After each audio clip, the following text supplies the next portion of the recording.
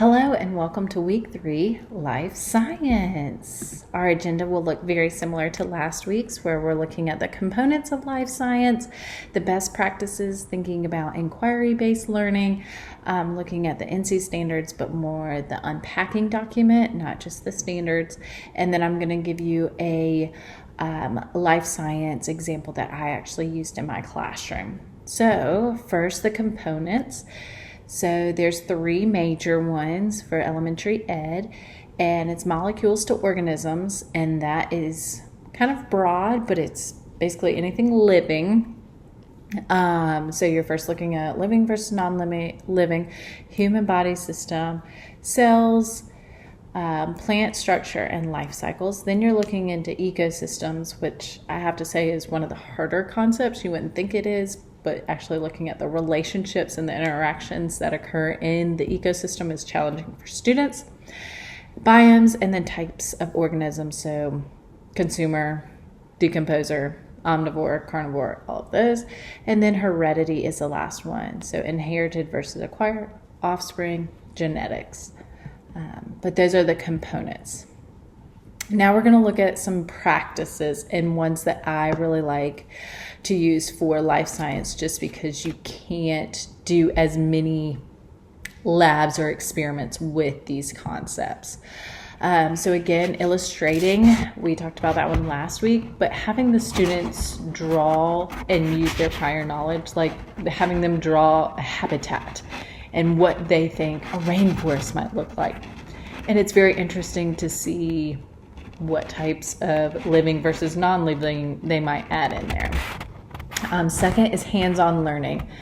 So maybe making an x-ray, and we'll look at that example later on for the skeletal system, and have them think about how many bones are there actually in your hand, and investigating that. The third one is artifacts. So this is a great one for younger, of sorting living versus non-living. And even in, not high school, sorry, 5th grade, we talk about abiotic versus biotic. So instead of using living versus non-living, they now use abiotic versus biotic. So that was oftentimes the very first thing I did in the ecosystem unit, was just talk about abiotic versus biotic, but have them sort different items.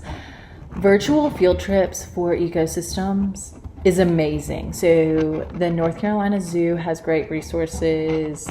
Basically any zoo has some sort of camera setup that you can use. There's also 360 cameras that you can create your own virtual field trip, but there is a ton of online resources, and I would let the kids just explore. It wouldn't be my whole lesson. But if they had extra time, I would give them resources to explore, because you can't take them to the rainforest. I was very fortunate to do a study abroad in the cloud forest in Costa Rica. So I was able to make a virtual field trip for them using my 360 camera, so I could take them on that adventure. But we can't just pack up all of our students and go to Costa Rica. So letting them be immersed in those biomes is awesome. Then analyzing graphs, so looking at populations and how they change and how that would affect food chains and food webs, helps them to see the bigger picture of relationships and not just, oh, there's a chain of command. It's more of like, oh, if this is taken away, what is that going to do to predators and prey? And then the last one is models. One example I did was I actually had them model the respiratory system, and it was a fashion show. So the students wore a trash bag, but they had to have the respiratory system on them. I can show pictures later, but they had to use a model to demonstrate their understanding of the respiratory system. And that was inquiry, but I can add that in later. So again, here's a great activity of describe the ecosystem. So it's not just saying, like, here's one picture, there's several.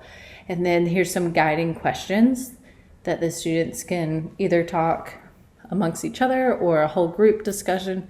But science is very much about asking questions and understanding and them getting to the root of the concept. Here's the unpacking document. I don't know if you've seen this before, but yes, the standards like we talked about last time are great, but the unpacking document actually gives you what you need to do in order to have your students successful. So if you see in here, this is 3rd grade, and here are the things that the kids must do. And they even have question stems.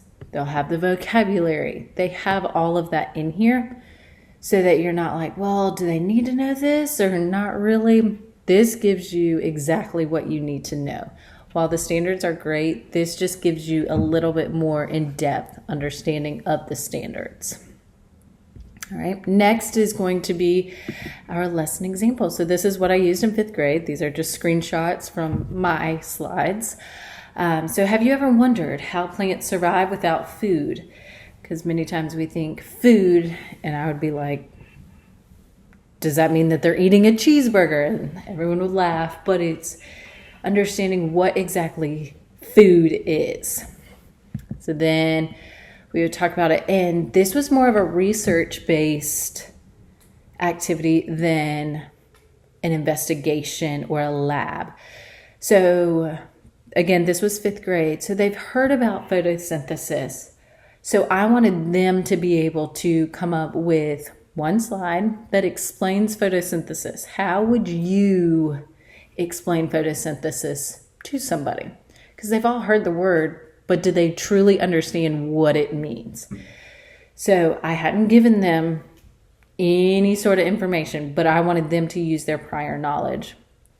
And I was at a school that had their own Chromebooks. So it was very easy for them to figure out an image, and then they were going to explain the image or and define it.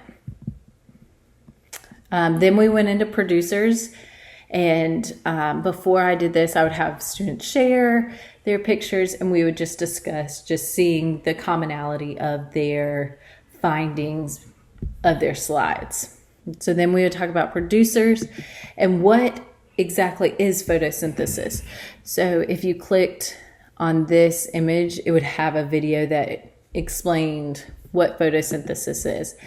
Then I would have them go back to their photosynthesis slide and have them explain and modify based on what we had talked about and the video.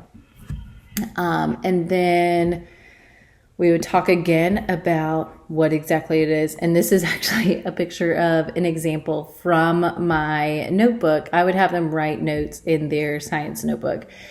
But I tried to do this in sequential order of what my lessons actually looks like.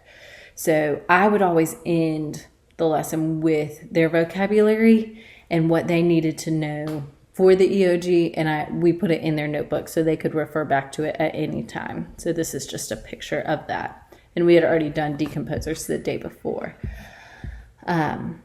So again, this week you are doing something similar to last week of finding an activity.